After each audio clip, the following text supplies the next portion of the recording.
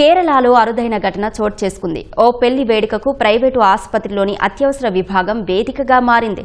శరణ్ అవనికి శుక్రవారం మధ్యాహ్నం వివాహం జరగాల్సి ఉండగా వధువును అలంకరణ కోసం కుమారకోంకు తీసుకెళ్తుండగా రోడ్డు ప్రమాదం జరిగింది. కారు అదుపు తప్పి చెట్టును ఢీకొనడంతో నవ వధువుకు గాయాలయ్యాయి. వెంటనే స్థానికులు ఆమెను కొట్టాయంలోని మెడికల్ కాలేజీకి తీసుకెళ్లారు. వెన్నెముక భాగంలో గాయం కావడంతో వైద్యుల సూచన మేరకు మెరుగైన చికిత్స కోసం కొచ్చిలోని ఓ ఆసుపత్రికి తరలించారు.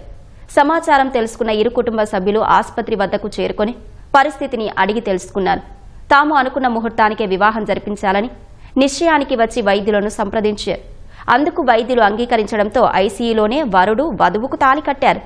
వధువుకి వెన్నెముక భాగంలో గాయమైందని త్వరలోనే శస్త్రచికిత్స చేయనున్నట్లు వైద్యులు తెలిపారు.